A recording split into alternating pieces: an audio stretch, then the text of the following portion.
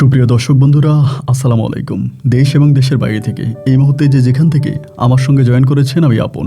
আর যে আপন জীবনের গল্পের 1445তম পর্বে আপনাদের সবাইকে স্বাগতম জানাচ্ছি। বন্ধুরা, শুরুতেই সবাইকে নতুন বৎসরের শুভেচ্ছা। আজকে রাত পেরোলেই সকালে যে সূর্যটা আমরা দেখতে পাবো, সেটা আমাদের জীবনে 2026-এর প্রথম সূর্য। প্রতিটা দিনের সকালের ওই প্রথম সূর্যটা আমাদেরকে মনে করিয়ে দেয়, তোমাকে একটা নতুন দিন দিলাম, তুমি তোমার এই দিনে নিজেকে পরিবর্তন করো। প্রতিটা মাসের প্রথম সূর্য আমাদেরকে মনে করিয়ে দেয়, তোমাকে একটা নতুন মাস দিলাম, এই মাসে তুমি তোমার ভাগ্যের পরিবর্তন ঘটাও।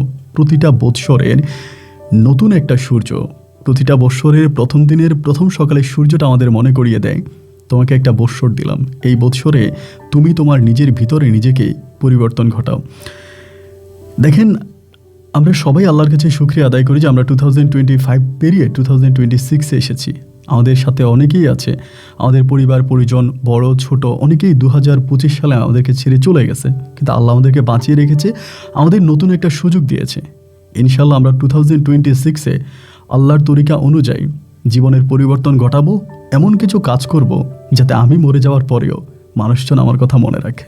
প্রিয় বন্ধুরা, আমরা আজকের গল্পে যে আমাদের আজকের গল্প ময়মনসিংহের ভাই মোহাম্মদ মোবারক হোসেনের জীবনের এক কলিজা কাঁপানো, প্রতারণামূলক এবং লোভীয় করুণ বাস্তব জীবন কাহিনী। বন্ধুরা, আজকের গল্পের টাইটেল, গোপনের সুন্দরী শাশুড়ির পেটে সন্তান দিয়ে পালাতক জামাই। শাশুড়ির পেটে সন্তান দিয়ে পালিয়ে গেল মেয়ের জামাই।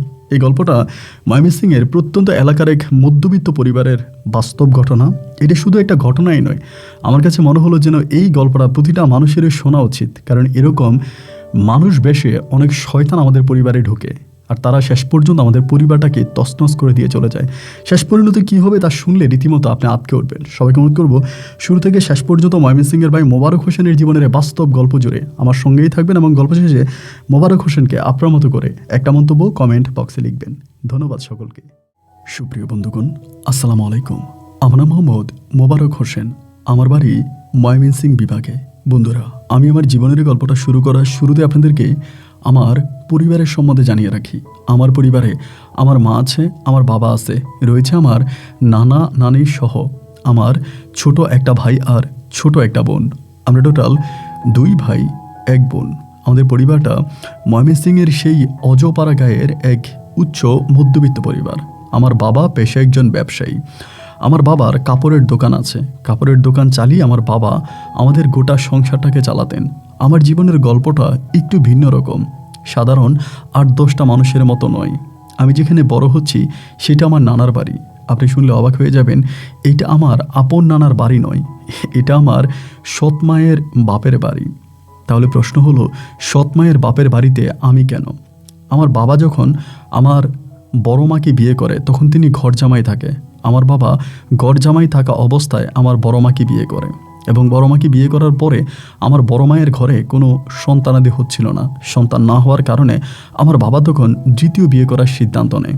এরপরে আমার বাবা আমার মাকে বিয়ে করে, এবং আমার মাকে বিয়ে করার পরে আমি তখন দুনিয়াতে আসি। ভাগ্যের কি নির্মম খেলা বা নির্মম পরিহাস, আমি জন্মগ্রহণ করার ঠিক 3 বছর পরে আমার ওই যে বড় মা আছে, ওনার ঘরে একটা ছেলে সন্তান হয়। বৎসর না পেরোতেই ওনার ঘরে আরেকটা মেয়ে সন্তান হয়। 1 ছেলে 1 মেয়ে আমার সৎ ভাই বোন হয়ে গেলে পরে আমার সৎমা তখন তার পাওয়ার খাটাতে শুরু করে। প্রথম দিকে আমার মাকে আমার সৎমা অনেক বেশি আদর যত্ন ভালোবাসতো, এবং নিজের বোনের মতো আমার মাকে আগলে রাখতো। যখন নিজের ঘরে একটা ছেলে আর একটা মেয়ে হলো, তখনই পরিবর্তন হয়ে গেল আমার সৎমা। তখন তিনি নিশি দিবানিশি আমার মাকে অত্যাচার করতেন, আমার মায়ের গায়ে হাত তুলেন, মায়ের সাথে খারাপ ব্যবহার করতেন। চুলের মুঠি ধরে কতদিন আমার মাকে আমার সৎমা পিটিয়েছে। ছোটবেলা থেকে এই দৃশ্যটা আমি দেখে আসতাম।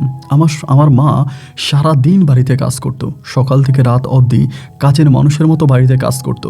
এরপরেও 1 মুঠ ভাত যখন খাইতে যাইতো, তখনই আমার সৎমা আমার মাকে মারতো।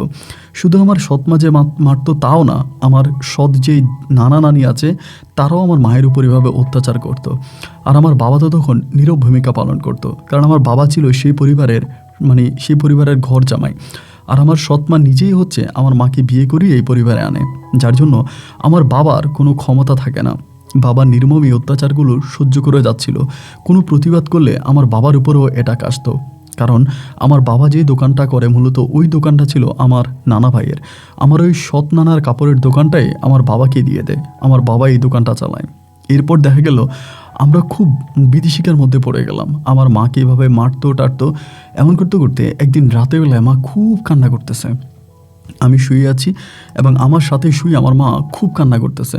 তো কান্না করতে করতে আমারে বলে যে, মোবারক, আমি যদি চলে যাই তাহলে তুই মনে কষ্ট নিস না, আমি যদি না থাকি তাহলে তুই তোর সৎ মায়ের সঙ্গে, সৎ ভাই বোনের সঙ্গে, তোর বাবার সঙ্গে, তোর এই নানা নানির সঙ্গে ভালো করে থেকে যাইস। ওরা যদি তোরা খাবার নাও দেয় তাহলে তুই খাবার খাইস। আমি বললাম, মা তুমি যাইবা কই, কই যাইবা? তা আমার মায়ের আসলে যাওয়ার তেমন কোনো জায়গাও নেই, কারণ আমার মায়ের যে বাপের বাড়ি ওখানেও তিনি যেতে পারবেন না, ওইখানেও আরও অনেক লম্বা ঘটনা আছে, না বলি। তারপরে আমি বললাম, তুমি কই যাইবা? মা আমারে বলে, আমি যেখানেই যাই যদি আমি না থাকি তাহলে তুই নিজেকে কষ্ট দিস না, তুই ঠিকমতো থাকিস, খাওয়া দাওয়া করিস, তোর সৎ মায়ের সঙ্গে চলিস, ওরা খাবার না দিলে তুই নিজের হাতে নিয়ে খাবার খাইস, আমি তোরে আল্লাহর হাতে দিয়ে গেলাম। আমি সেদিন ভেবেছি যে আমার মা মনে হয় চলে যাবে। আমি রাতের বেলায় আর ঘুমাই না, আমি আমার মায়ের আঁচলটা ধরে আসি। আপনি বিশ্বাস করবেন কিনা জানি না, আমি ছোট মানুষ, এরপর আমার মায়ের আঁচলটাকে আমি আমার হাতের সাথে পেঁচিয়ে এমনভাবে শুয়ে আছে যাতে আমার মা শাড়ির ওই আঁচল খুলে আমাকে একা রেখে যেতে না পারে। রাত্রে কখন যে আমি ঘুমিয়ে পড়ে আমি বুঝতে পারিনি। আমার মা আমার মাথা হাতাচ্ছিল, মাথা হাতিয়ে দিচ্ছিল, একটা সময় আমি ঘুমিয়ে যাই। সকালে ঘুম থেকে ওঠার পর দেখি আমার মা আর নাই। আমি উঠে আমার বড় মাকে দেখতে পাই। আমার বড় মাকে বললাম, আমার মা কই? বড় মা বলে, আমি কি দেখছি তোর মায়েরে? আমি তখন আব্বারে বললাম, আব্বা, মা ঘর থেকে কই জানি চলে গেছে। বড় মা তখন একটা অট্ট হাসি দিয়ে বলল, বলেছিলাম না তোর ছোট বউয়ের পরকিয়া আছে, অন্য বেটার লোকে লাইন আছে, এই দেখ চলে গেছে, রাতের বেলায় অন্য বেটা নিয়ে পালাইছে। আমার আব্বা তখন আমার ডাইকা বলল, কী হয়েছে মোবারক? আমি বললাম, আব্বা, গতকালকে রাতে মা আমার এই কথাগুলো বলছিল, এবং বলার পরে সকালে দেখি যে মা আর নাই। আব্বা আমারে বলে, গতকালকে রাতে তোর মা তোর এই কথাগুলো বললে, তুই এগুলো আমাকে জানালি না কেন? আমি বললাম, কেমনে জানাবো, তুমি তো বড় মায়ের সাথে ঘুমাচ্ছ, আমি কি তোমাকে ওখানে গিয়ে ডাকতে পারবো? আমার আব্বা তখন আমার জিজ্ঞেস করে, কোথায় যাবে, কোনো কিছু কি বলে গেছে? আমি বললাম, না, আমার কিছুই বলে নাই, শুধু বলছে তুই ঠিকমতো খাওয়া দাওয়া করিস, গোসল করিস, তোর সৎ মা, তোর সৎ দাদা দাদি আর নানা নানি এবং তোর বাবার সঙ্গে তুই ভালো করে থাকিস, আমি না থাকলে তুই কষ্ট পাইস না। আমি যখন কথাগুলো বলতেছি আমার আব্বা তখন কান্না করতেছে। একটা পর্যায়ে আব্বা বলল যে, ঠিক আছে চল, আমি দেখি তোর মায়েরে খুঁজে পাওয়া যায় কিনা। বাবার আমি তখন বাড়ি থেকে বেরিয়ে যাচ্ছিলাম, সৎমা পিছন থেকে বলতেছে যে, যাইতাছস যা, তোর বউরে খোঁজার জন্য যাচ্ছিস না, আর ফিরে আসবি না, যদি ফিরে আসিস তাহলে এই ঘরে আর তোর ভাত নাই। আমার বাবা আর আমি তখন আমার মাকে খোঁজার জন্য বেরিয়ে গেলাম। গ্রামগঞ্জের ওই মেঠো পথ ধরে এই পাড়া থেকে ওই পাড়া, এই গঞ্জ থেকে ওই গঞ্জ, এখান থেকে ওখানে, এমন কোনো জায়গা নাই যেখানে আমি আমার সৎ মাকে খুঁজি নাই, আমি আমার আপন মাকে খুঁজি নাই, কিন্তু কোথাও আর মাকে খুঁজে পেলাম না।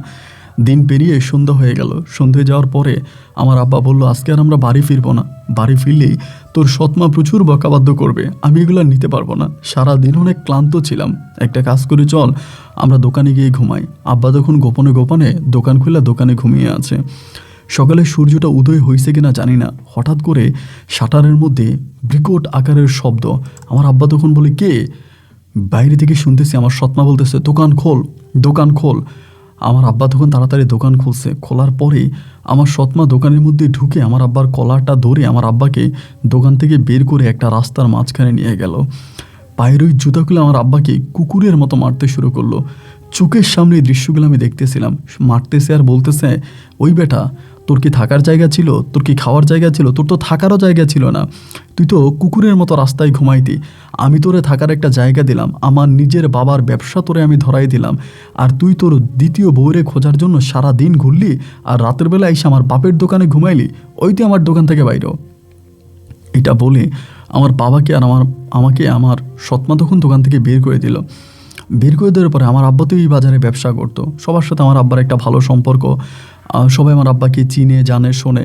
তো আমার আব্বার সঙ্গে যখন এই ঘটনাটা ঘটে গেল, আমার আব্বা তখন চিন্তা করলো, আমি মুখ দেখাবো কেমন করে, কালকে সকালে আমি তো এই মার্কেটার মুখ দেখাইতে পারবো না। আমার আব্বা তখন আমাকে নিয়ে চলে গেছে, মানে এখান থেকে চলে গেছে রাগ করে।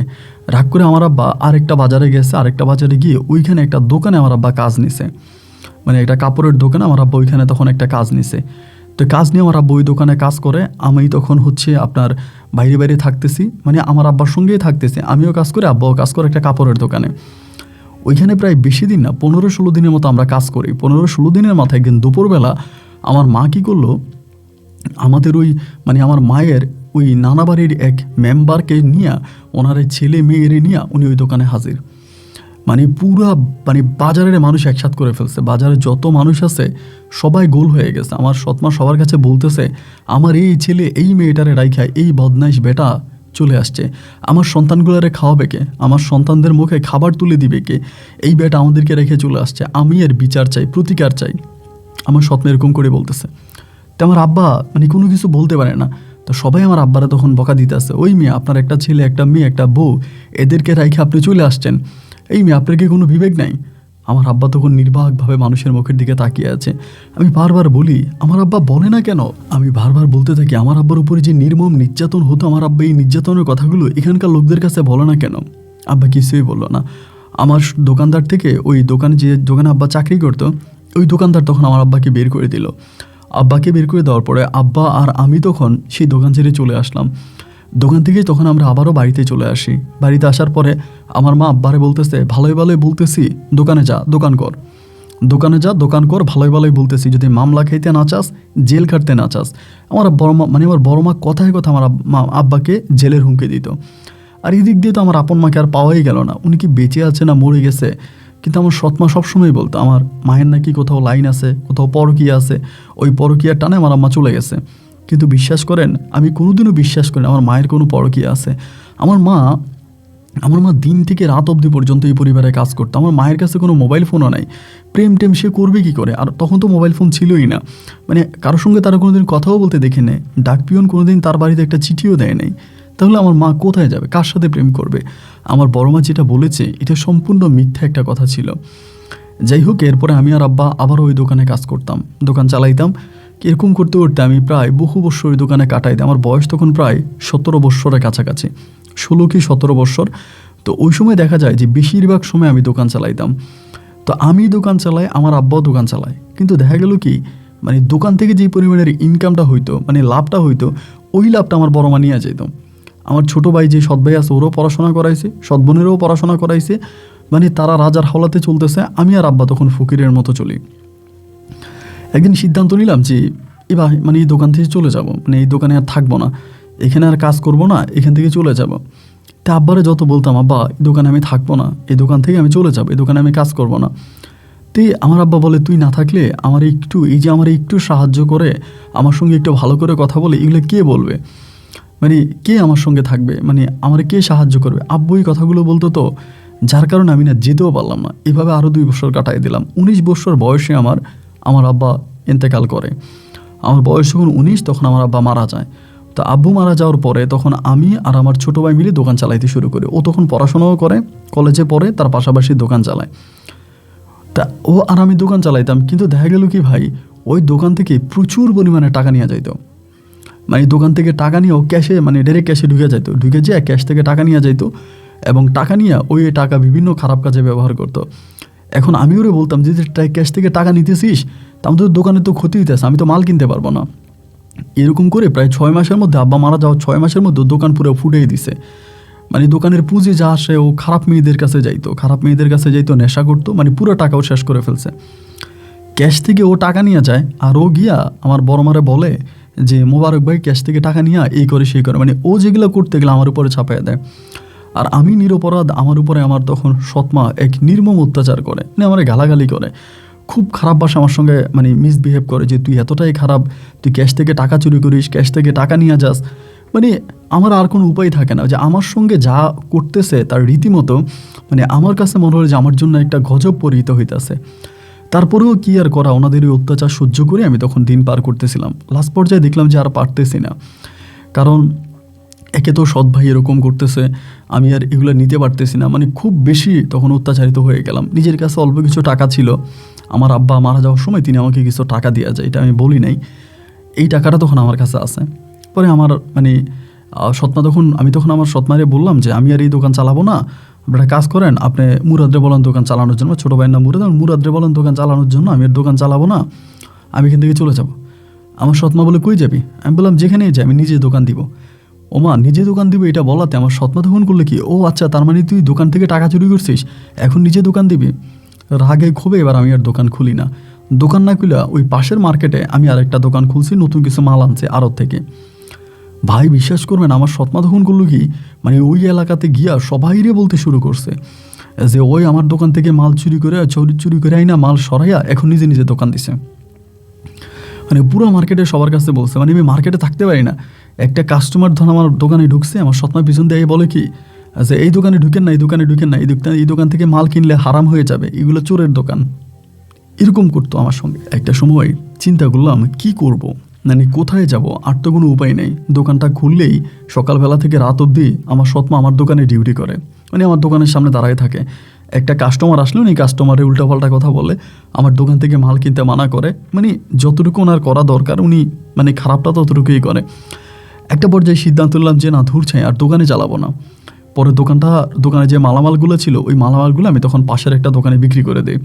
বিক্রি করে দিয়ে দোকান ছাইড়ে দিয়ে আমি নিরুদ্দেশ হয়ে যাই, মানে এখান থেকে চলে যাই। মানে চলে গিয়ে আমার এক মানে সম্পর্কে বন্ধুই হয় আর কি, মানে পরিচিত একটা মানুষ, মহাজন আর কি, উনি আর একটা মহাজন, ওনার দোকানটা অনেক দূরে, আমাদের এলাকা থেকে অনেক দূরে। ওনার ওই দোকানে চলে যাই। ওনার ওই দোকানে গিয়ে মহাজনরে বললাম যে আমি আপনার দোকানে চাকরি করব, মানে আমার আর ভালো লাগে না, আমি চলে আসছি ওখান থেকে। উনি আবার আমার দুঃখের কাহিনী এগুলো জানতো। পরে আমি ওনার দোকানে চাকরি করতেছি। ওনার দোকানে চাকরি করলাম কি ভাই, আরও 8 মাসের মতো। 8 মাস ওনার দোকানে চাকরি করে মোটামুটি উনি আমার যে টাকা বেতন দিত, এই খাইয়া বইরা মানে তেমন কোনো কিছু থাকে না। দেন একটা সময় চিন্তা করলাম, আমার তো বাপও মরে গেল, মাও তো নাই, পৃথিবীতে তো আমি ছাড়া কেউ নেই। এখন তো আমার নিজের পায়ে দাঁড়াইতে হবে, কিছু একটা করতে হবে। অন্যের দোকানে কাজ করি, বয়সও হয়ে গেছে, দেন বিয়ে শাদিও করি নাই, নিজের তো একটা ভবিষ্যৎ নাই। আমি একটা কাজ করি, আমি দোকানে চাকরিটা ছেড়ে দিয়ে নিজে কিছু একটা করার চেষ্টা করি। আবার সেই মার্কেটটা অনেক বড় একটা মার্কেট, ওখানে আবার দোকান দিতে হলে খুব ঝামেলা। আবার আমি যে দোকান দিব আমি এটাও চিন্তা করি, আমি দোকান দিলে যদি আমার সৎমা কোনো দিন জেনে যায়, যদিও সৎমা এখানে আসে না, বাট উনি যদি কখনো জেনে যায় তাহলে আমার দোকানে এসে তুমি আবার হাঙ্গামা করবে, ঝামেলা করবে, দোকান দিব না। তাই দোকান না দিয়া এমন কি কাজ করা যায় যেটা আমার স্থায়ী ব্যবসা, মানে স্থায়ী দোকান না থাকলেও আমার ব্যবসাটা চলবে। এই করতে করতে সিদ্ধান্ত নিলাম আমি ফেরি করব। তখন একটা সাইকেল কিনছিলাম ভাই, ওই সময় একটা সাইকেল আমি খুব দাম দিয়েই কিনি। একটা সাইকেল কিনে সাইকেলের পিছনে ওয়ার্লিংয়ের দোকান থেকে ওখানে ওয়ার্লিং করাই।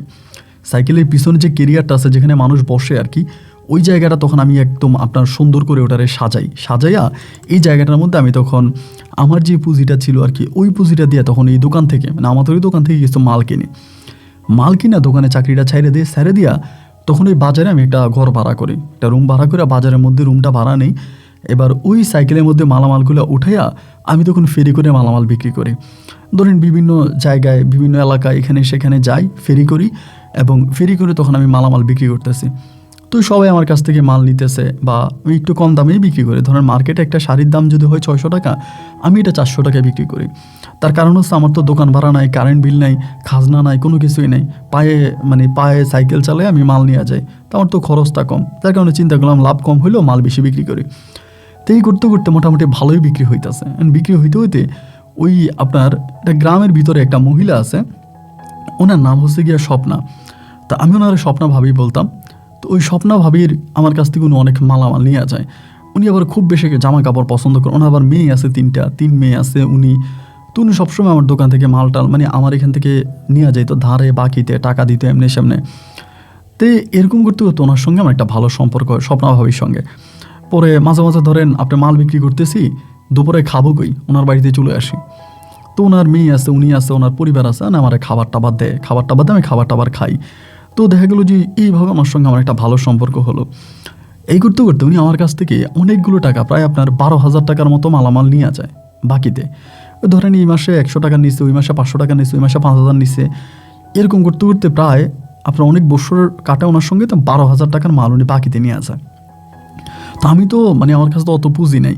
তো আমি বললাম যে আপনি 12,000 টাকার মাল নিয়ে আটকায় রাখছেন, আমার টাকাটা দেন না, আমার তো মাল কিনা লাগবে। উনি আবার খুব রসিক মানুষ, মুরগি জবাই করে আমারে খাওয়াইবো, ঘরে আদর সমাদর করবো, মেয়ের জামাইয়ের মতো আমারে, মানে উনি ওভাবে আমারে দেখে।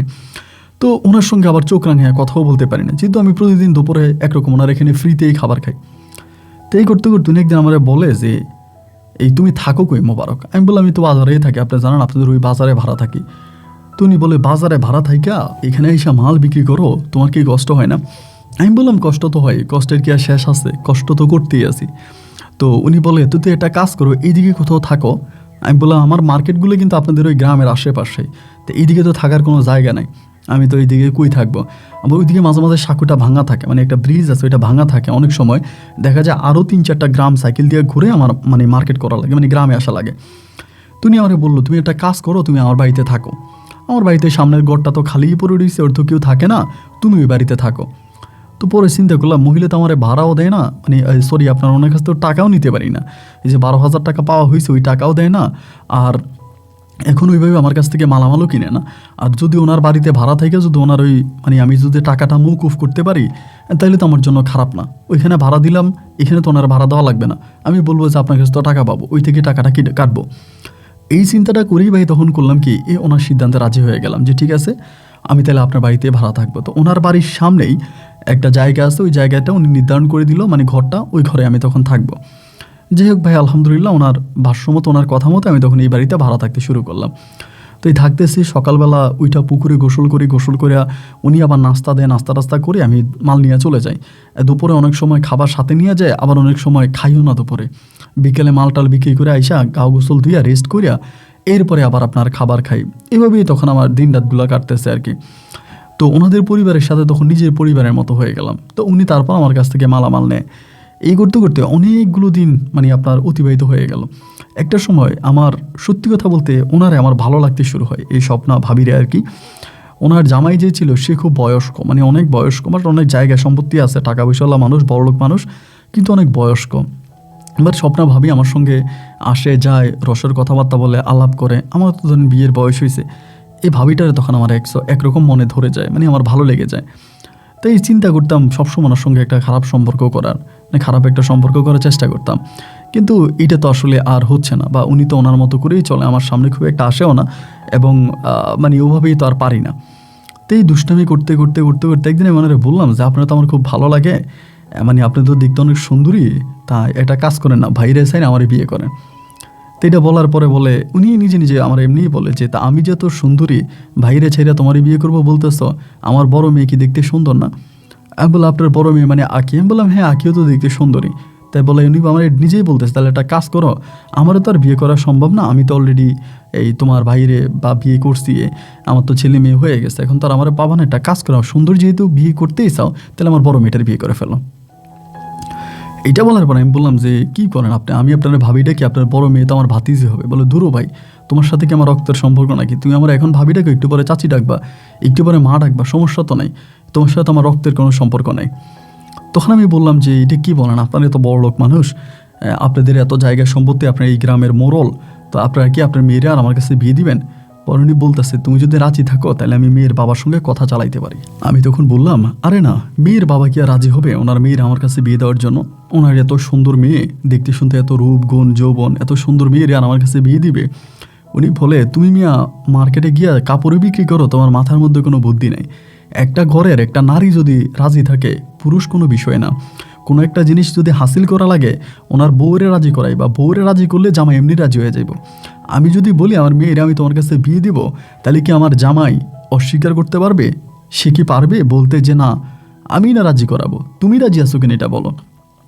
আমি বললাম আমার জন্য আকাশ মানে ব্রাহ্মণ হয়ে আকাশের চাঁদে হাত দেওয়ার মতো কথা, তাও আমি রাজি আছি, যদি আপনি ওইটা করে দিতে পারেন তাহলে তো আমার কোনো কথাই নেই। বলে আচ্ছা ঠিক আছে, তাহলে তুমি তোমার পরিবারের সাথে কথাবার্তা বলো।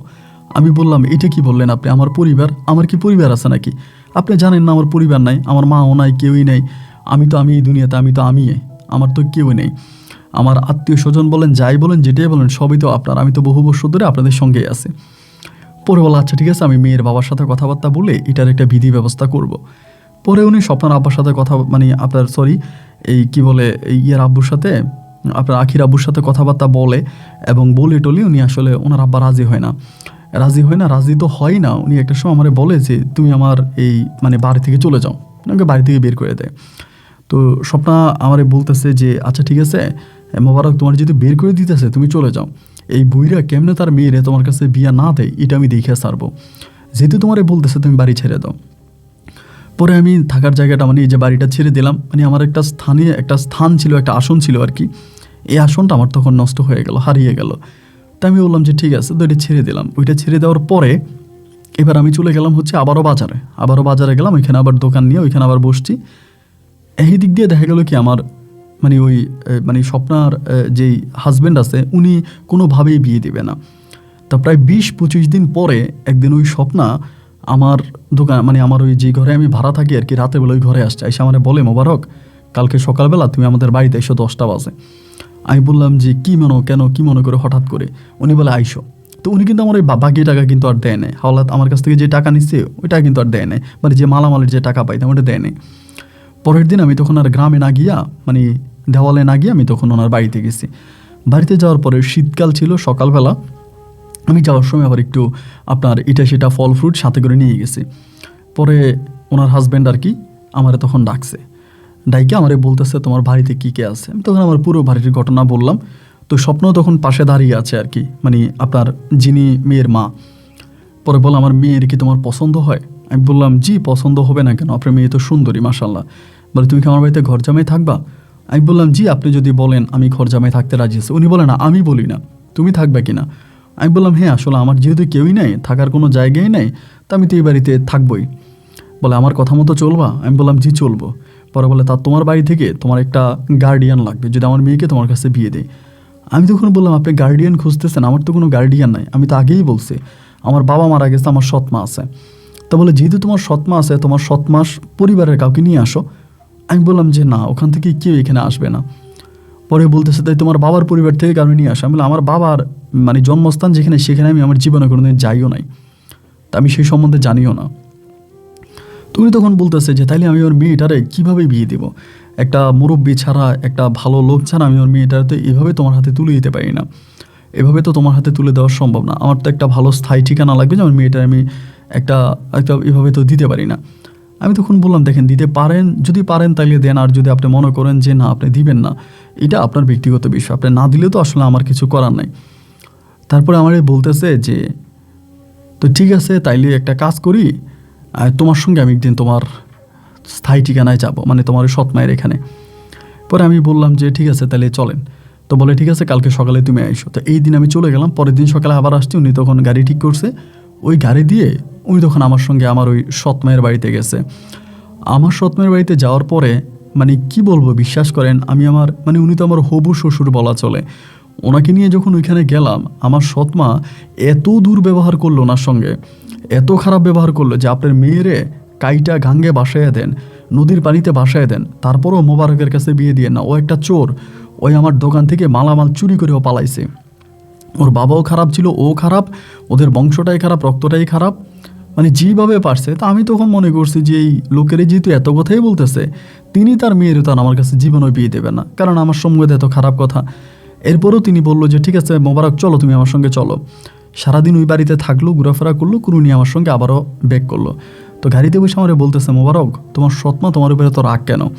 আমি বললাম উনি তো রাগ হবেই, উনি এই ঘটনা করছে। আমিও তো আমার সৎমার সম্বন্ধে আমার শ্বশুরকে সব কিছু জানাইলাম।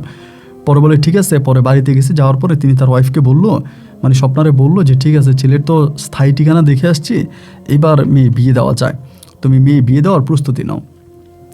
মোটামুটি সব কিছু ঠিক হলো। এরপরে ওরা পারিবারিকভাবে, আমার তো আর কেউই নেই, মানে আমার তো আত্মীয় স্বজনও নাই, পাড়া প্রতিবেশীও নাই, কেউই নাই। পরে ওনাদের আত্মীয় স্বজন মিলে সব কিছু মিলে একটা পারিবারিক আয়োজন করে তখন এই আখির সঙ্গে আমার তখন বিয়ে দিয়ে দিল। তা আমি আখিরই বিয়ে করলাম। বিয়ে করার পরে ওই ঘরের মধ্যে আমার তখন বাসর ঘর হলো আর কি, আমি ওখানেই বাসর করলাম, বাসর কাটাইলাম। তো আলহামদুলিল্লাহ সব কিছু ঠিকই আছে। তো আখির বাবা তখন আমারে বলতেছে তুমি যেহেতু আমার মেয়ের বিয়ে করছো, এখন তুমি আর বাজারে বাজারে গিয়া এই ধরনের মালামাল বিক্রি করো না, এতে আমার মান সম্মানের আঘাত হবে বা আমার মান সম্মান নষ্ট হবে। তুমি আমার বাড়িতেই থাকো এবং টাকা পয়সা, আমার জমি জামা আছে, এগুলো দেখাশোনা করো, এগুলো মিলিয়েই থাকো এবং সেখান থেকে তুমি টাকা পাইবা। উনি আমার এটা বললো। তো বলার পরে আমি বললাম যে আচ্ছা ঠিক আছে। তো ওনার সঙ্গে আমার এইভাবে কথা হলো। কথা হওয়ার পরে তা আমি তখন আর ওই আপনার বাজারে মানে মাল নিয়ে বাড়ি বাড়ি যাইতাম না, মাল বিক্রি করতাম না। ওনার বাড়ির মধ্যেই আপনার ওনার জমি জামা আছে, আমার আখ ক্ষেত করতাম, ধান চাষ করতাম, সবজি চাষ করতাম, এগুলো করি আমি তখন এইভাবে থাকতেছি আর আখির সঙ্গে সংসার করতেছি। আখিও আমার সঙ্গে খুব ভালো, আমাদের সাংসারিক জীবনে কোনো ঝামেলা নাই, কোনো সমস্যা নাই। আখি আমার সঙ্গে মানে স্বামী হিসাবে সে আমাকে অনেক মূল্যায়ন করে, অনেক দাম দেয়, আমি ওর সঙ্গে অনেক দাম দিই। কিন্তু সব কথার পরিশেষের একটা কথা কি ভাই, আমি কোনোভাবেই না মানে আখির থেকে আমি আখিকে বিয়ে করছি, আখি অনেক সুন্দরী, মানে ও সবই ঠিক আছে, কিন্তু আমি কোনোভাবেই মানে দৃষ্টিটা আমার শাশুড়ি মানে স্বপ্নার এখান থেকে সরাইতে পারি না। কেন জানি আমার মানে আমার চাহিদা, আমার চোখের চাহনি, আমার ভিতরের খারাপ আত্মাটা মানে সবসময় আমার শাশুড়ির দিকেই তাকাইতে মানে ওনার দিকেই তাকাই থাকি। ওনার মেয়ের প্রতি আমার কোনো ফিলিংস আসে না। ওনার মেয়ে দেখতে খুব সুন্দর, এরপরও ভিতর থেকে আসে না।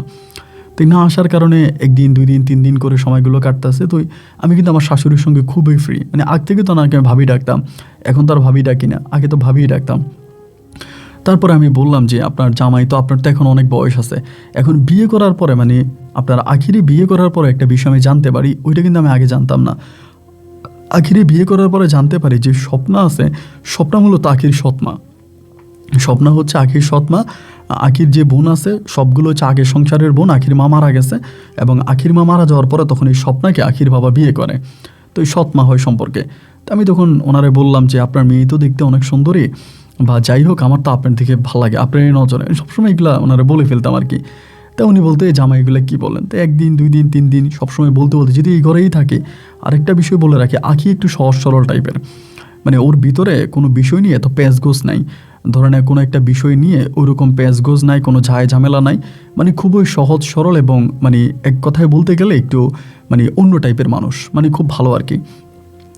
তো এমন করেই সময়গুলো কাটতেছে। এই সময়গুলো এইভাবে কাটতে কাটতে একটা পর্যায়ে দেখা গেলো কি যে আমি এই স্বপ্নার সঙ্গে মানে আমার শাশুড়ির সঙ্গে খারাপ সম্পর্কে লিপ্ত হয়ে যাই। এটা কিন্তু আবার স্বপ্না জানে না, মানে আখি জানে না। আমি কিন্তু স্বপ্নার সঙ্গে এই খারাপ সম্পর্কে তখন লিপ্ত হয়ে যাই। তো এই সম্পর্ক তখন আমি প্রতিনিয়তই করতাম। আখিরই কিছু বুঝতে দিতাম না, আখি আখির মতো করেই পরিবারে থাকতো, ওরে কিছু বুঝতে দিতাম না। কিন্তু মূলত আমার অবৈধ সম্পর্ক হয় আমার শাশুড়ি স্বপ্নার সঙ্গে। এরকম করতে করতে হঠাৎ করে একটা পর্যায়ে আমার শাশুড়ির স্বপ্না তখন গর্ভবতী হয়ে যায়। অ্যান্ড গর্ভবতী হইলে পরে তখন আমার শাশুড়ি আমারে বলে, আমার তো পেটে সন্তান চলে আসছে, একটা কাজ করো, এই পরিবারে থাইকে তো আমি কিছুই পাইলাম না, না পাইলাম স্বামীর ভালোবাসা, না পাইলাম সন্তানের ভালোবাসা, আল্লাহ তো আমার কোনো সন্তান দেয় নাই, হঠাৎ যেহেতু আমার পেটে আল্লাহ একটা সন্তান দিছে, আমি সন্তানটারে দুনিয়াতে আনবো, ওরে মানুষ করব, আমি তোমার সঙ্গে বাইরে গিয়ে সংসার করব, চলো আমরা কোথাও পালাইয়া যাই, আমরা পালিয়ে গিয়ে আমরা দুজনে সংসার করব, এখন আমি এই পরিবার থেকে চলে যাব। আর যেহেতু আখি আমার সৎ মেয়ে, সো তোমার সঙ্গে আমার বিয়ে, এটা হালাল, এটা হারাম না, যেহেতু সন্তান হয়ে গেছে আমি এখন তোমার বিয়ে করব। তো এই চাপটা যখন এই স্বপ্ন আমারে দিল, বিয়ের কথায় যখন আসছে, তখন আর আমার স্বপ্নারে ভাল লাগে না। ভাল লাগে না বলতে, স্বপ্নারে আমি কেন ভাল লাগে না সেটা বলি। আমি তখন লোভী হয়ে গেছিলাম যে আমি যেহেতু আখিরই বিয়ে করছি, আখির বাবার বিশাল সম্পত্তির মালিক তো আমি, হ্যাঁ, আমি যদি স্বপ্নারে নিয়ে পালাই যাই তাহলে তো এই সম্পত্তির আর কিছুই আমি পাবো না, সম্পত্তির কোনো কিছুই তো আমি পাবো না। আমি তো আখির সাথে শুধু একরকম মানে স্বপ্নার সাথে একরকম বলতে গেলে মানে নিজের ভিতরে যে একটা খারাপ চাহিদা ছিল, ওই খারাপ চাহিদাটাই মিঠাইছি। আমি তো মূলত স্বপ্নাকে মন থেকে চাই না। আমি তো মানে আখির সাথে সংসার করব এবং আখির পেটে তখন কোনো সন্তানাদি হয় না, আখির কোনো বাচ্চা হয় নাই। তাই না হওয়ার পর আমি তখন আমার শাশুড়িকে বললাম, একটা কাজ করেন, বাচ্চা যেহেতু পেটে হয়ে গেছে বাচ্চাটা নষ্ট করে দেন। উনি আমারে বলে, আল্লাহ কোনোদিন আমার পেটে ওভাবে সন্তান দেয় নাই, আমি আজকে বিয়ে করছি প্রায় বহু বৎসর, আমার কোনো সন্তানাদি হয় নাই, যেহেতু আল্লাহ আজকে আমার পেটে একটা সন্তান দিছে, আমি এই সন্তানটাকে মারবো না, আমি সন্তানটাকে দুনিয়াতে আনবো। পর আমি বললাম যে ঠিক আছে, আপনি সন্তানটাকে দুনিয়াতে আনেন, এতে কোনো সমস্যা নাই, কিন্তু আমার পরিচয় দিয়ে কেন সন্তানকে দুনিয়াতে আনতে হবে? একটা কাজ করেন, আপনার যেহেতু স্বামী আছে, আপনি আপনার স্বামীর পরিচয় সন্তানটারে দুনিয়াতে আনেন। আপনি বলেন যে সন্তানের বাবা আপনার স্বামী, এইটা বলে আপনি আপনার সন্তানটারে দুনিয়াতে আনেন, আমার পরিচয় দিয়ে কেন আনতে হবে? উনি তখন আমারে বলে, এটা আপনি কি বললেন, এটা তো সম্ভব না, কারণ আমার স্বামীর সঙ্গে আমার কোনো রকম স্বামী স্ত্রীর সম্পর্ক হয় না আজকে বহু বছর ধরে। ওনার বয়স হয়ে গেছে, ওনার সঙ্গে আমার ওই ধরনের কোনো সম্পর্ক নাই। এখন আমি ওনার এটা কেমনে বলবো যে আমার পেটের সন্তানের বাবাটা উনি? এটা তো আমি বলতে পারবো না, আর এটা আমি বলবো না। আমি তখন বললাম, তার মানে আপনি কি বলতে চান?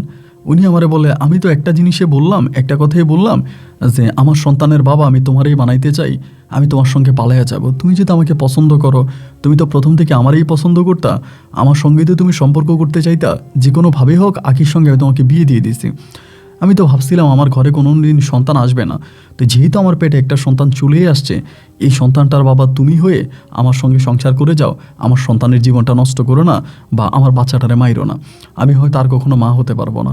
আমি তখন বললাম যে না, এটা কীভাবে সম্ভব? এটা যদি এলাকার লোকজন জানে তাইলে কি আমার মান সম্মান থাকবে? উনি বলে, এলাকার লোকজন জানবে কেন, চলো তুমি আমি পালায়া যাই। তুমি আমি পালিয়ে গিয়ে এরপরে আমরা একসঙ্গে দূরে কোথাও গিয়ে সংসার করব। তুমি যেই ফেরিগিরি করো ওই ফেরিগিরি আবারও করবা, সমস্যা কি? প্রয়োজনে পুঁজি যা আছে তোমার কাছে আমিও কিছু টাকা দিব, প্রয়োজনে তুমি আবারও সাইকেলে করে কাপড় বিক্রি করবো, আমি তোমার সংসার করব। এখন আমার কথা হচ্ছে, আমি তো আকাশের চাঁদ পেয়ে গেছি, আপনার আখির বাবার বিশাল সয় সম্পত্তির মালিক এখন আমি, ধরতে গেলে আমি তো এখন যদি আমি স্বপ্নারে নিয়ে পালাই তো আমার আমসালা দুইটাই গেছে। আমি বললাম যে না, আমি এটা করবো না, আমি স্বপ্নারে ডিরেক্টলি মানা করলাম যে না, আমি আপনার সঙ্গে পালাবো না এবং আমি এটা করব না। এই কথা বলার কারণে সে আমার উপরে খেপে গেছে, খেপে গেছে বলতে পুরা ঢেকে গেছে। এই তুমি আমার পেটে সন্তান দিলা, সন্তান দেওয়ার পরে এখন তুমি বাবার দায়িত্ব পালন করবা না, এখন তুমি দায়িত্ব নিবা না, তুমি সন্তানের পরিচয় দিবা না, এটা কেমন কথা? তুমি আমার বিয়ে করাই লাগবে আর তুমি আমার সঙ্গে সংসার করাই লাগবে, যদি না করো আমি সব কিছু আখির কাছে বলে দিব। আমি আখির কাছে বলে দিব যে তুমি আমার এই পেটের সন্তানের বাবা এবং তুমি আমার পেটের সন্তান দিস, আমি আখিরে সব কিছু বলে দিব এবং আখির বাবারেও বলে দিব। আমি তো বললাম আয় হায়, এই কথা যদি সে আখির বাবারে বলে তাইলে তো আখির বাবা আমার আস্ত রাখবে না। এই লোক এমন ডেয়ারিং লোক, সেই আগে হুর খেলা ধরতে, এখন বয়স হওয়ার পরে উনি এমন এক লোক, যদি উনি জানতে পারে যে আমি ওনার বউয়ের পেটে বাচ্চা দিছি তা উনি তো আর আমার বাচ্চায় রাখবে না, এক কূপ দিয়ে আমার 2 টুকরা করে ফেলবে। উনি খুব খারাপ টাইপের লোক, এটা সবাই বলে। আমি তখন আমার শাশুড়িকে বলতেছি, এটা আপনি কি বলতেছেন? এই ধরনের কাজ আপনি কখনোই করেন না, এটা করা একেবারেই ঠিক হবে না, এটা আপনি ভালো করেন নাই, এটা আপনি খুব খারাপ একটা কাজ করছেন, এটা করেন না, এটা বন্ধ করেন। আমার শাশুড়ি তখন আমারে বলেছে না, আমি যেটা বলছি এটাই আমি করব, হয় তুমি আমার সঙ্গে সংসার করবা, আমার সঙ্গে থাকবা, আর যদি তুমি আমার সঙ্গে সংসার না করো, আমার সঙ্গে না থাকো, তাহলে এই পেটের সন্তানের বাবা তোমার দায়িত্ব নিতে হবে। আমি সবার কাছে বলে দিব, আমার স্বামীরও বলবো, আমার মেয়েরও বলবো। পরে দেখলাম যে আমার এই পরিবারে আর থাকাটাই সম্ভব না, যদি আমার এই পরিবারে থাকতে হয় তাহলে আমি মারা যাব, স্বপ্ন সবার কাছে বলে দিবে আমি এই পরিবারে মারা যাব, আর একটাই পথ খোলা আছে এই পরিবার থেকে পালিয়ে যাওয়া। পরে আমার তখন এমন অবস্থা হয়েছে যে আমি এখানে থাকতেও পারি না, এখান থেকে পালাইতেও পারি না। পরে আমি লাস্ট পর্যন্ত সিদ্ধান্ত নিলাম যে না, বাঁচতে হলে পালাইতে হবে। তখন একটা পর্যায়ে ওনার বাড়ি থেকে পালাইয়া যাই, ওনার বাড়ি থেকে পালিয়ে যাই এবং ওনার বাড়ি থেকে পালিয়ে আমি তখন অনেক দূরে আপনার চিটগং বলে চিটগংয়ে আমি তখন একটা দোকানে চলে যাই আরেকজনের মাধ্যমে। এখানে আরেক ঘটনা আছে, আরেকজন পরিচিতের মাধ্যমে আরদের একটা দোকান আছে চট্টগ্রামের, ওই আরদের দোকানের ওখানে চলে যাই। তো দোকানের ওখানে চলে যাই, এদিক দিয়ে সব ছেড়ে চলে যায়, স্বপ্নার পেটে যে বাচ্চা আছে ওইটাও বাদ এবং আখিও বাদ, সব পালায় আমি তখন এখান থেকে ভাগি আর কি, জীবন নিয়ে ভাগি। তো ওই দোকানে চলে যায়, তো চলে যাওয়ার পর ওইটা ছিল চট্টগ্রামে। তো চট্টগ্রামের ওই লোকটা খুব ভালো, উনি হাজি সাহেব আর কি, হজি সাহেব। উনি বিভিন্ন ধরনের মাল ইম্পোর্ট করে বিদেশ থেকে, চায়না থেকে কাপড় ইম্পোর্ট করে এবং এক কথায় বলতে গেলে খুব বড় লোক। তো ওনার দোকানে যাওয়ার পরে যেহেতু আমি ব্যবসা বাণিজ্য আগ থেকে বুঝি, আমি তো ধরেন আপনার ব্যবসার ঘুমোর সবই বুঝি বা কাপড়ের ব্যবসা ছোটোবেলা থেকে করি, সব জানি। উনি তখন আমাকে দোকানের মোটামুটি মূল নাভিতে বসাই দিল। মাল কিনে আনা, মাল বিক্রি করা থেকে শুরু করে দোকানের যত কাজ আছে, যাবতীয় দোকানের যত কাজ আছে সব কিছু উনি তখন আমাকে দিয়ে করাইতেছে, আমাকে দিয়ে সব ধরনের কাজ করে, আমি তখন সব ধরনের কাজ করি। এবং আমি যখন ওনার দোকানে জয়েন করি তখন তিনি আর খুব বেশি একটা দোকানে আসে না, উনি বাইরে বাইরে থাকে, দোকানটা আমিয়ে চালাই, দোকানের সব কিছু আমার আন্ডারে। স্বপ্নার সাথে বা আখির সাথে তখন আমার আর কোনো যোগাযোগ নেই, আমি সম্পূর্ণভাবে ওদেরকে ছেড়ে চলে আসছি, সব ছেড়ে চলে আসছি। এই জায়গার ভিতরে আমি তখন এই দোকানপাট দিলাম, দিয়া আমি এখানে থাকতেছি। তাই আমার যিনি এখানকার ধরেন আপনার যে মালিক আর কি, উনি খুবই হৃদয়বান মানুষ। প্রায় 1.5 বছর ওনার দোকানে আমি কাজ করি। এই 1.5 বছরে ওনার কাপড়ের দোকান, বিশাল কাপড়ের দোকান, এই পুরো কাপড়ের দোকানের ব্যবসাটা উনি আমার হাতে পুরোপুরি তুলে দেয়, যে পুরোটা দোকান তুমি দেখবা, দোকান তুমি চালাইবা, মাল তুমি তোমার আন্ডারে কিনবা এবং এই মাল তুমি তোমার আন্ডারে বিক্রি করবা, এই সমস্ত কিছুর দায়িত্ব আমি তোমাকে দিলাম, তুমি সব কিছু দেখাশোনা করবা। তো উনি যখন আমার এরকম করে বললো, আমি তো ভাবলাম যে যাক আলহামদুলিল্লাহ, আমি তাইলে একটা ভালো স্থান পাইছি, আমি এখানে থাকি। এইভাবে ওনার দোকানে আমি প্রায় 3 বছরের মতো কাজ করি। তো 3 বছর কাজ করার পরে উনি আবার ওই বেতনটা কিন্তু আমার ওইটাই দিত, অত বেশি বেতন দিত না, বেতনটা ওইটাই দিত। তখন চিন্তা করলাম যে আমার তো কোনো ভবিষ্যৎ নাই, তখন ওনার দোকানে কাজ করতেছি এবং উনি আমার বিশ্বাস করে ভালোবাসার সবই আছে, কিন্তু ভবিষ্যৎ তো নাই। তারপরে দোকানে কাজ চালা যায়। এরকম করতে করতে একটা পর্যায়ে উনি সৌদি আরব যাবে হজ করতে, পুরো ফ্যামিলি সহ ওনার বউ বাচ্চা সবাইকে নিয়ে। তো কোরবানের আগে উনি তখন এই সিদ্ধান্ত নিল যে আমি হজে যাব, আমার ফ্যামিলি নিয়ে সবাইকে নিয়ে হজে যাব, তুমি দোকানপাট সব কিছু তুমি দেখবা, তোমার আন্ডারে সব কিছু থাকবে। এইটা বইলা উনি তখন হজের উদ্দেশ্যে রওনা দিল। হজের উদ্দেশ্যে রওনা দিল বলতে উনি হজে চলে গেছে। তো উনি যখন হজে চলে গেল তখন তো ধরুন আপনার কোরবানির ঈদ, সামনে কোরবানির ঈদ, প্রচুর বেচা কিনা ওনার দোকানে, প্রচুর বেচা কিনা। এই করতে করতে প্রায় আপনার সে সময়তে 50 লাখ টাকার কাছাকাছি আমি মালামাল বিক্রি করি। মালামাল বিক্রি করে তো আমি হঠাৎ সিদ্ধান্ত নিলাম যে 50 লাখ টাকা কিন্তু তখন আমার কাছে, এক কথায় বলতে গেলে আমি তখন কোটি টাকার মালিক, ওই সময়তে কোটি টাকা। পরে দোকানে আরও 2টা কর্মচারী ছিল, ওই 2টার উপরে যেভাবেই হোক, এগুলো আসলে বলতেছি আপনাকে শুধু বোঝানোর জন্য, আমি শেষ পর্যন্ত ওই দোকান থেকে পালাই। কোরবানির ঈদের দিন বিকালবেলায় দোকান বন্ধ করে আমি এখান থেকে পালাই। তো উনি তো আমার ঠিকানা কোনো কিছুই জানতো না, যে আমার বাড়ি কই, ঘর কই বা কি, এগুলো উনি কোনো কিছুই জানতো না। পরে দোকানটা এখান থেকে বিক্রি করি, দোকান থেকে বিক্রি করি বলতে দোকানের মালের যে টাকা আর কি, চালানের টাকা নিয়ে আমি তখন পালাই। তো ওইটার থেকে পালাই আমি তখন চলে যাই আপনার ঢাকাতে। চিরং থেকে মালামালগুলো বিক্রি করে মানে টাকা টুকা নিয়ে পালাই ঢাকাতে চলে যাই। তো ঢাকাতে গিয়ে আমি আমার মোবাইল ফোন টোন যা কিছু ছিল সব কিছু বন্ধ করে দিই, ওনার সঙ্গে আর কোনো যোগাযোগ নাই, সব কিছু বন্ধ করে দিয়ে আমি তখন ঢাকাতে আপনার আরিসা বাগিচার ওইদিকে একটা নতুন দোকান খুলি, মানে জায়গা কিনি, ওইখানে প্রথমে জায়গা কিনি এরপর আমি দোকান দিই।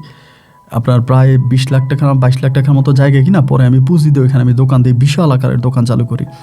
তো এবার মনে হয় আমার ভাগ্য সম্পূর্ণভাবে পাল্টায় গেছে। একে তো ধরেন ব্যবসার গোমরটা খুব ভালো বুঝতেছি, ব্যবসা চালাইতেছি, তার উপরে ধরেন আপনার প্রচুর পরিমাণের ব্যবসা লাভও হইতেছে, ব্যবসার গোমর বুঝিয়ে আবার মানে পুঁজিও আছে, বড় জায়গায় দোকানও দিছি, ভালো অবস্থানের ভিতরে আছি। মানে ইতিপূর্বে আমি মনে হয় খুব বেশি টাকা ইনকাম করে ফেলি, এবং প্রায় 1.5 বছরের মাথায় আমি তখন ঢাকাতে একটা বাড়ি কিনে ফেলি। ঢাকাতে একটা বাড়ি কিনছি, বাড়ি কেনার পরে মানে তখন আমার মানে শুধু উপরের দিকে উত্থান, আর কোনো পতন নাই, খালি উত্থান। ঢাকাতে একটা বাড়ি কেনার পরে চিন্তা করলাম আমার তো একটা বউ দরকার, বয়স তো তখন প্রায় মানে মধ্য বয়সের থেকেও আরও বেশি হয়ে গেছে, কিন্তু আমার তো একটা বউ দরকার। এখন সিদ্ধান্ত নিলাম যে তাইলে বিয়ে শাদীর বিষয় নিয়ে তখন কথাবার্তা বলতেছি। তো আমার সাথে বিয়ে দেওয়ার জন্য মেয়ের কোনো অভাব নাই, কত সুন্দর সুন্দর মেয়ে, রূপবতী মেয়ে, মানে আমার বয়স হয়েছে তাতে কি হয়েছে, আমি তো প্রতিষ্ঠিত ব্যবসায়িক, ভালো ভালো ফ্যামিলির মানে ইয়েরা আমার কাছে মেয়ে বিয়ে দিতে রাজি। তো এরকম করতে করতে আমি তখন মধ্যবিত্ত ফ্যামিলির একটা মেয়ে, নাম হচ্ছে মারিয়া, মেয়েটা দেখতে খুব সুন্দর ভাই, আমার জীবনে তো মিষ্টি মেয়ে আমি দেখি নাই, ওর চেহারা, ওর চলন বলন সব কিছু একেবারে আলহামদুলিল্লাহ খুবই সুন্দরী, দেখার মতো সুন্দর একটা মেয়ে। আমি তখন সিদ্ধান্ত নিলাম যে এই মারিয়ারে আমি বিয়ে করব, এবং মারিয়ারে বিয়ে করে মারিয়ার সঙ্গে সংসার করব। এই সিদ্ধান্ত নিলাম। নেওয়ার পরে মারিয়ার বাবা আমার দোকানে কাজ করতো, মানে আমি যে দোকান চালাইতাম ওই দোকানের উনি কর্মচারী ছিল, কর্মচারী বলতে ক্যাশিয়ার আর কি, উনি ক্যাশের দায়িত্বে ছিল। পরে ওনার মেয়ে মারিয়া আমি এক নজর দেখে আমার ভাল লেগে গেছে। পরে আমি ওনারে বললাম যে আমি আপনার মেয়েরে বিয়ে করতে চাই। ওনার নাম ছিল মুকবুল। আমি বললাম যে মুকবুল সাহেব, আমি আপনার মেয়েরে বিয়ে করতে চাই, আমি আপনার মেয়ের সঙ্গে সংসার করব। উনি বললো যে এটা আপনি কি বলেন মালিক, এটা তো আমার জন্য সৌভাগ্য, আপনি আমার মেয়েরে বিয়ে করবেন, এর থেকে বড় কোনো সৌভাগ্য তো আমার হতে পারে না, এটা তো আমার জন্য বিশাল সৌভাগ্য, আমি আপনার প্রস্তাবে রাজি। ওনাকে বললাম, এবং বলা মাত্র উনি সাজাতে রাজি হয়ে গেল। রাজি হয়ে যাওয়ার পরে উনি ওনার পরিবার পরিজনদের সাথে কথাবার্তা বললো, সবাই রাজি। তো আমার তো আর আপন বলতে কেউ নেই, তা আমার তো শুধু আমি। এরপরে আমি ওনার মেয়েরে বিয়ে করলাম, মারিয়ারে বিয়ে করলাম, এবং মারিয়ারে বিয়ে করার পরে মারিয়ার সঙ্গে সংসার করতেছি। আস্তে আস্তে করে আমার দিনকাল সব কিছু কাটতেছে।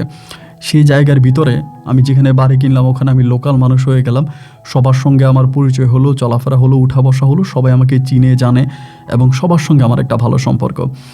এই করে মারিয়ার ঘরে তখন আমার প্রথমে একটা পুত্র সন্তান হয়, আমার একটা ছেলে হয়, এবং এরপরে আমার একটা মেয়ে হয়, একটা ছেলে একটা মেয়ে হয়। হওয়ার পরে আমি তখন এই পরিবারের ভিতরে খুব আরাম আয়েসে আসি, আমার ওয়াইফকে নিয়ে, আমার মেয়েদেরকে নিয়ে, আমার ছেলেরে নিয়ে, আমার শ্বশুর শাশুড়ি, ব্যবসা বাণিজ্য। তখন আমি যে মানে আপনার জিরো থেকে এক কথায় বলতে গেলে ভাই হিরো হয়ে গেছিলাম। মানে আমার একটা সময় পায়ের নিচে মাটি ছিল না, মাথার উপর আসমান ছিল না। আজকে রাজধানী শহর ঢাকাতে আমার একটা বাড়ি আছে, বিশাল এক বাড়ি, আমার সুন্দরী একটা বউ আছে, ছেলে আছে, মেয়ে আছে, একটা সংসার আছে, যেগুলো ছিল আমার কাছে কল্পনারও বাইরে, কিন্তু আমি এগুলো পেয়ে গেছি। তো এগুলো পেয়ে গেছি, বলে না যে সুখ সারা জীবন থাকে না, সুখের পরে দুঃখ আসে, ওইটাই স্বাভাবিক। তা এরকম করতে করতে একদিন আমি দোকান চালাইতে আপনার সকাল আনুমানিক 9টা কি 9:30 বাজে। ওই সময় হঠাৎ করে ভাই বোরকা পরিহিত এক মহিলা এই আমার দোকানে আসছে এক মেয়ের সাথে করে নিয়ে। তো আসার পরে মানে উনি আমার দোকানে আসছে, মালামাল দেখতেছে, আমি মাল দেখাইতে আসি, সবাই আছে আমার দোকানে, কাস্টমার মানে প্যাসেঞ্জার মানে আপনার কি বলে দোকানের কর্মচারী সবাই আছে, মাল দেখতেছে।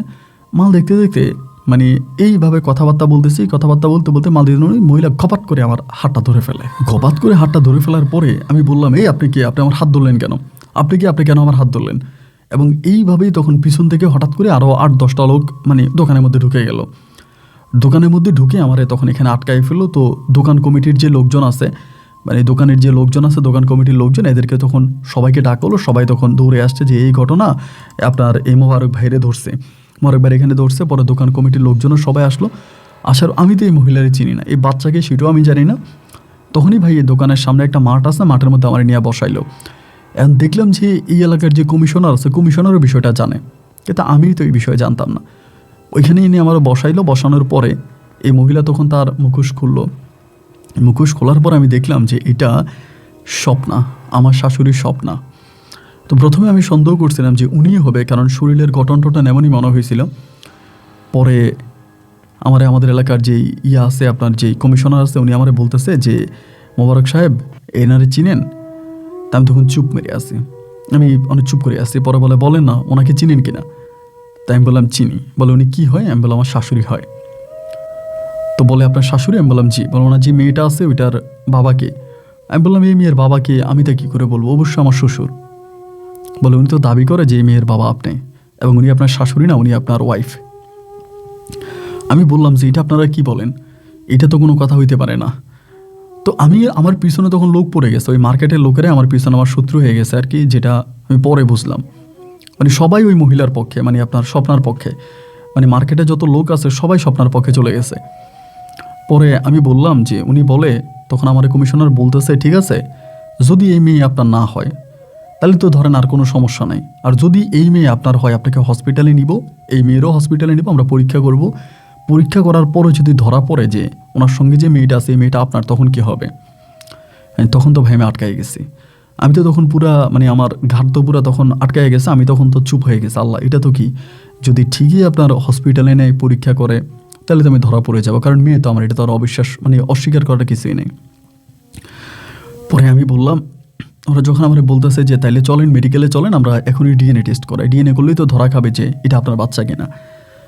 আমি তখন এখানে বলতেছি যে, আবার এখানে আরেকটা বিষয় আমি বলে গেছি, আল্লাহ মাফ করুক, আমি কিন্তু হজ করে আসছি কিছুদিন আগে, বিয়ের পরে আমি আমার ওয়াইফকে নিয়ে হজ করে আসছি। তো পরে আমারে বলতেছে যে তো মেয়ে যদি আপনার না হয় তাহলে তো কোনো সমস্যা নেই, আর মেয়ে যদি আপনার হয় তাহলেই না সমস্যা।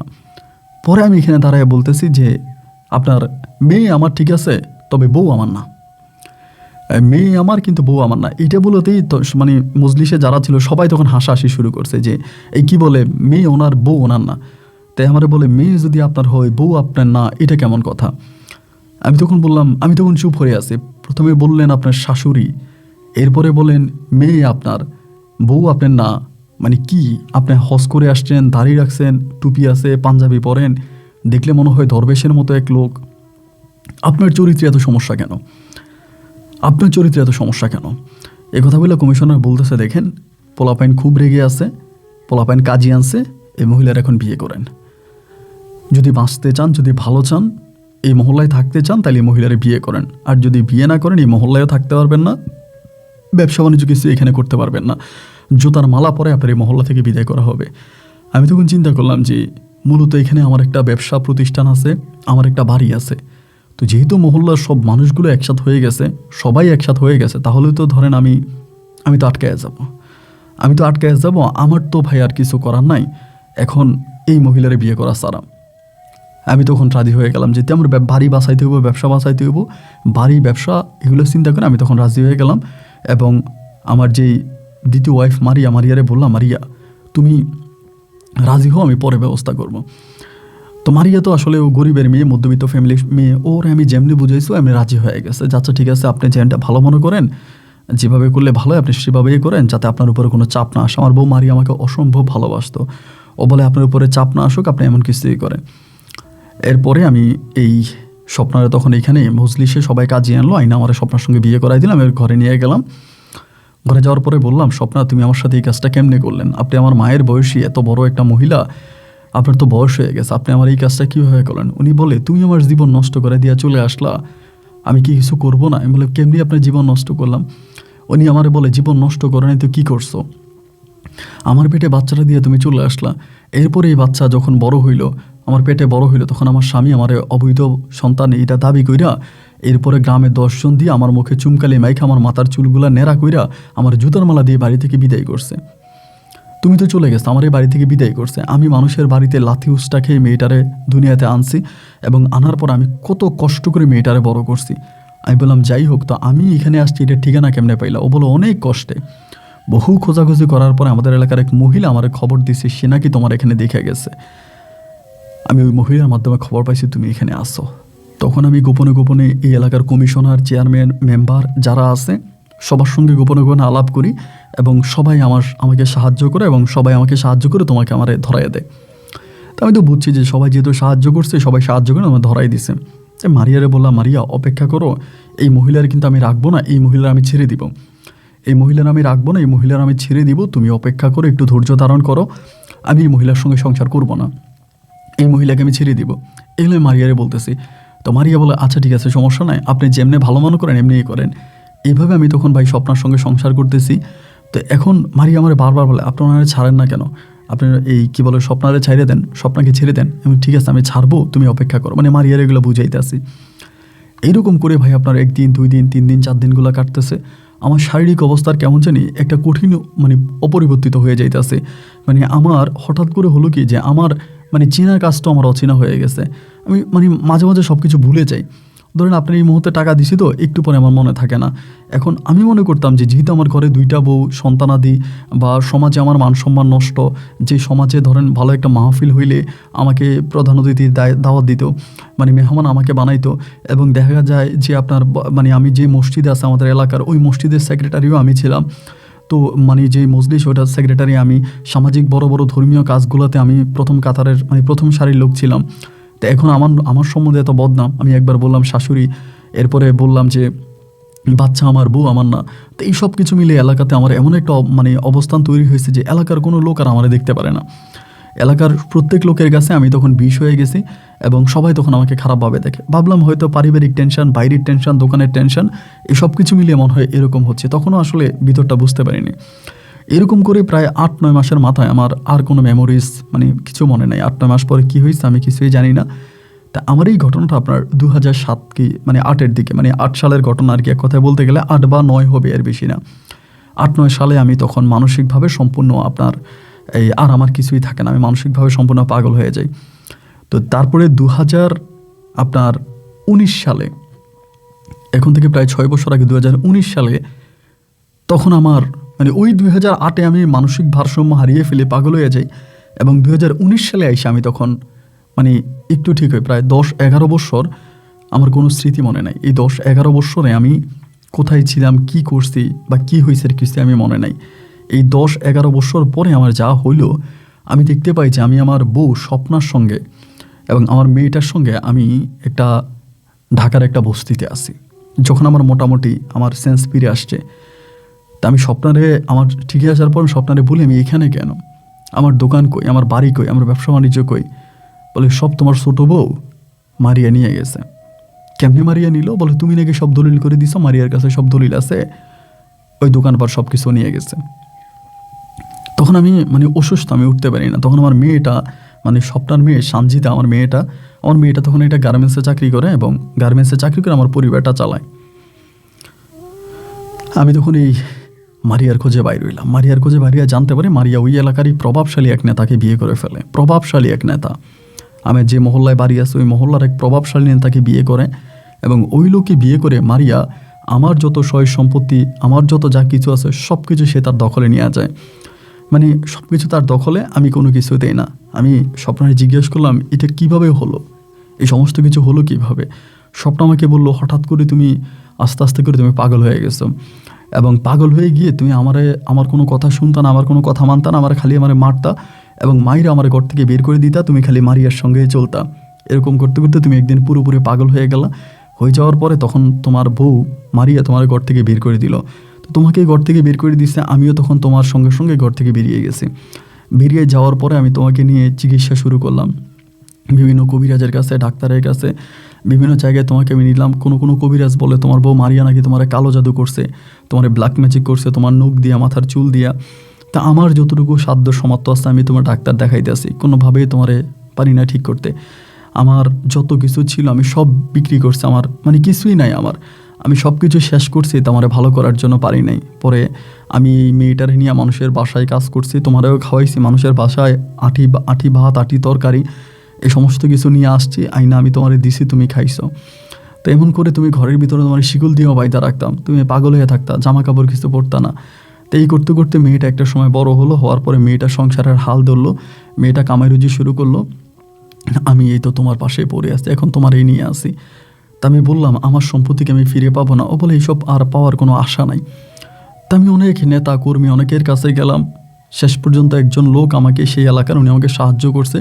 ওনার সাহায্য মোতাবেক আমি থানা পর্যন্ত, কোর্ট পর্যন্ত গেলাম, কিন্তু করে যাওয়ার পরে যেটা রিপোর্ট আসলো, আমি স্বইচ্ছায় সজ্ঞানে আমার সম্পত্তি আমি আমার বউ মারিয়ার কাছে বিক্রি করছি। মানে আপনি বুঝতে পারেন, দানও করি নাই, যদি দান করতাম তাও কিছু করা যায়, তো আমি বিক্রি করছি, ডাইরেক্ট নগদ টাকা নিয়ে বিক্রি করছি। যাদের সামনে টাকা দিছে তারাও আছে। এখন এই দলিল কিভাবে হলো, সিগনেচার কখন করলাম, বাড়ি দোকান কখন দিলাম, এর কোনো সঠিক ব্যাখ্যা আমি দিতে পারি না। তা আমার মোটামুটি সবই চলে গেল, মানে আর কিছুই নেই। দোকানও চলে গেল, ব্যবসাও চলে গেল। এখন বর্তমানে আমার মেয়েটা, মানে ছোট একটা মেয়ে, ও গার্মেন্টসে চাকরি করে, সকাল থেকে রাত অবধি সারা রাত গার্মেন্টসে চাকরি করে আমাকে 2 টাকা দেয়, 2 টাকা আনে, আমি কোনো মতে 2টা চা খেয়ে আমার বউ নিয়ে পড়ে আসি। যে কোনো সময় হয়তো মারা যেতে পারি। শরীরের কন্ডিশন অনেক খারাপ, মাথার মধ্যে আমার কোনো চুল ওঠে না, মাথার মধ্যে চুল ওঠে না। আর মাথার ঠিক এই জায়গাটা, মানে তুলির জায়গাটার ভিতরে সব সময় মনে হয় যেন কিসে জানি কামড়ায়, মানে পিঁপড়ার মতো কিসে জানি কামড়ায়। তো বড় কোনো ডাক্তার দেখাইতে পারি না, বড় কোনো ডাক্তার দেখানোর ইয়েও নাই। এখন বর্তমানে যে অবস্থার মধ্যে আছি তা খুব খারাপ অবস্থা। তো আমার ওয়াইফ, সে তো আমার থেকেও বয়স্ক, মানে আমার পুরো, সে আর মানে তার তো সে নিজেও চলতে পারে না, আমার কি চালাবে। তেমন ভাই জীবনে পাপের কোনো শেষ রাখি নাই, প্রচুর পাপের পাপি আমি, আমার মতো ভাবিষ্ট মানুষ দুনিয়াতে আর নাই। তা আমার জীবন আমি যে পাপ করেছি তার 10 ভাগের 1 ভাগ আপনারা বলেছি, 9 ভাগ এখনও বলি নাই। শুধু এটাই বলবো, আমার মতো পাপী মানুষরা যাতে আমার গল্পটা শুনে একটু সতর্ক হয়। পাপের কোনো শেষ নেই, আজ পাপ আমাকে এই জায়গায় এনে দাঁড় করিয়েছে। আমি যদি সত্যি স্বপ্নের সঙ্গে খারাপ সম্পর্কে না জড়াই আমার আখির সঙ্গে থাকতাম, তাহলে আমার জীবনটা আজ এরকম খারাপ হইতো না। আমার গল্পটা আপনারা রেকর্ড করবেন। আপনার কাছে অনুরোধ রইল, আমি আপনাকে অনেক পছন্দ করি, এই দুনিয়াতে আপনি আমার পছন্দের একজন ব্যক্তি। যদি পারেন আমার গল্পটা রেকর্ড করবেন। আমার এই দুর্দিনের কথাগুলো আপনার মুখে শুনলে আমি অনেক শান্তি পাবো। ভালো থাকবেন ভাই, আসসালামু আলাইকুম। প্রিয় বন্ধুগণ, সবাইকে অনেক বেশি ধন্যবাদ এই পর্যন্ত আমার সাথে থেকে ময়মনসিংহের ভাই মোহাম্মদ মোবারক হোসেনের জীবনের এই হৃদয় বিদারক তাজ্জব বাস্তব গল্পটা শোনার জন্য। জানি না গল্প আসলে কতটুকু রেকর্ড করতে পেরেছি, আপনারা কতটুকু বুঝেছেন। যদি কোনো অংশে না বুঝে থাকেন আমাকে কমেন্ট করবেন, আমি চেষ্টা করবো উত্তর দেওয়ার জন্য। দেখেন, এই মোবারকের একটা সময় কিছুই ছিল না, জীবনের বাস্তবতা হার মানিয়ে দেয় গল্প, সিনেমা, রূপকথা। আমি আপনাদেরকে বারবার বলি যে জীবন যে কত বিভীষিকাময়, জীবন যে কত বিচিত্র, যাদের সঙ্গে ঘটে তারাই শুধুমাত্র বুঝে। আমি ওই দিন একটা নাটকের স্ক্লিপে দেখেছিলাম একজন অভিনেতা, ওনার নাম আজিজ সম্ভবত, উনি আজিজ ডাক্তার নামে পরিচিত। উনি বলতেছে, আমি যখন আমার ছেলেকে বলি আমি পুকুরে মাছ ধরেছি, নদীতে মাছ ধরেছি, আমি মানুষের ধান কেটেছি, মানুষের কাজ করেছি, এরপরে আমি পড়াশোনা করেছি, আমি ডাক্তার হয়েছি। তাই আমার ছেলে আমাকে বলে, হ্যাঁ বাবা, তোমার জীবনটা কত আনন্দের, বা তোমার জীবনে কত ঘটনা আছে, কত হিস্টোরিক্যাল ইয়োর লাইফ, তোমার হিস্টোরিক্যাল তোমার জীবন, আমাদের জীবনে তো এরকম কোনো ঘটনা নেই। তো এখন বর্তমানে যারা ফার্মের মুরগির মতো মানে সন্তানাদিকে বড় করছেন, ওদের জীবনে তো এইগুলো নাই। এখন আমার এই গল্প ওরা শুনলেও বলবে যে এটা কেমনে সম্ভব। জীবন খুব বিচিত্রময়। এখন এই কনকনে শীতের মধ্যে আমি গতকালকে রাতে যখন শুইতে গেছিলাম, মানে প্রচণ্ড শীত, মানে শীতের কারণে আমি কম্বলটা গায়ে দিয়ে, কম্বলের ভিতরে আমার কাছে মনে হচ্ছে যেন আমি মানে লাইক হচ্ছে আমার মানে হাত পা যেন বরফ হয়ে যাচ্ছে। তা আমি চিন্তা করি, এরকম কনকনে শীতের মধ্যেও অনেক মানুষ রাস্তার পাশে ঘুমাচ্ছে। আপনি ঢাকা শহরে যান, চিটং শহরে যান, কুমিল্লা শহরে যান, উপজেলা শহরগুলোতে যান, দেখবেন যে রাস্তার পাশে একটা মানুষ এরকম একটা সাদা চাদর গায়ে দিয়ে শুয়ে আছে, একটা প্লাস্টিক গায়ে দিয়ে শুয়ে আছে। রাস্তা দিয়ে গাড়ি যাচ্ছে, ওই গাড়ির বাতাস তার গায়ে লাগতেছে। তো ওদের কত কষ্ট হচ্ছে যদি একবার এটা চিন্তা করেন, ওদের কত কষ্ট হচ্ছে। জীবনটা আসলে কিছুই না। আজকে 2025 সালের শেষ দিন, আজকে শেষ কথাগুলো বলে যে জীবনটা আসলে কিছুই না। আপনি একটা জিনিস চিন্তা করে দেখেন, আপনি কোথায় ছিলেন, কোথায় এলেন, কোথায় যাবেন। হাজারো মানুষ, লাখো মানুষ, কোটি মানুষ এরকম স্বপ্ন নিয়ে অন্ধকার কবরে চলে গেছে। আপনি কি নিশ্চয়তা দিতে পারবেন যে 2026 সালের প্রথম সূর্যটা আপনি দেখতে পাবেন? এই নিশ্চয়তা কি আপনি দিতে পারেন? ওই গ্যারান্টি কি আপনি দিতে পারেন না। তাহলে কার জন্য এসব পড়ছেন? কার জন্য? মোবারক সাহেব চট্টগ্রামের একজন হাজি মানুষ, বিশ্বাস করে নিজের কোটি টাকার দোকানটা মোবারক ভাইয়ের উপরে তুলে দিয়ে উনি বউ বাচ্চা নিয়ে বিদেশে গেল। আর ওই ভদ্রলোকের দোকানটা বিক্রি করে মোবারক সাহেব পালিয়ে চলে আসলো। উনি আমাকে যে টাকার অ্যামাউন্ট দিল তা শুনে তো রীতিমতো আমি অবাক হয়ে গেলাম। উনি বাড়ি কিনবে না তো বাড়ি কিনবে কে? ভাই রে ভাই, এই গল্প থেকে যদি আপনি শিখতে না পারেন, আপনার শিক্ষার আর কোনো সুযোগ নাই। মোবারককে আল্লাহ কোত্থেকে কই নিয়ে গেছে, শেষ পর্যন্ত কোথায় এনেছে, এটা থেকেই আমি বলবো যে আপনারা লোভ করবেন না। লোভে পাপ, পাপে মৃত্যু, ভিতরে কোনো লোভ থাকলে এটাকে মেরে ফেলুন আজকে মোবারকের গল্প শুনে, এবং এই গল্পটা শেয়ার করে প্রত্যেকের মাঝে ছড়িয়ে দেন প্রিয় বন্ধুরা, যাতে সবাই অন্তত গল্পটা শুনে কিছুটা হলেও সতর্ক হয়ে নিজেকে সংশোধিত করে। 2026 সালটা আপনার জীবনে শুভ কিছু বয়ে আনুক, এই প্রত্যাশা আমি এখন বিদায় নিচ্ছি। আর যারা আমার চণ্ডী মন্দিরের সেই ভয়ঙ্কর ভিডিওটা দেখেননি, তারা ভিডিওটা আবারও এখান থেকে দেখে নিতে পারেন। এটা আমি প্রচুর প্রমোশন করেছি। এই ভিডিওটা প্রমোশন করার সবচেয়ে বড় কারণ হচ্ছে এই ভিডিওতে আমার সঙ্গে যা ঘটে গিয়েছে এবং ভিডিওটা আপলোড করার পরে যা হয়েছে, তা থেকে আমার কাছে মনে হচ্ছে যে আমার জীবনের সবচেয়ে আধ্যাত্মিক টাইপের কোনো ভিডিও আমি রেকর্ড করেছি। আপনারা চাইলে এখানে ক্লিক করে ভিডিওটা দেখে নিতে পারেন। বন্ধুরা, এখানেই বিদায়, দেখা হবে নতুন দিন, নতুন কোনো সূর্যে, নতুন কোনো সকালে। আল্লাহ হাফিজ অ্যান্ড আসসালামু আলাইকুম।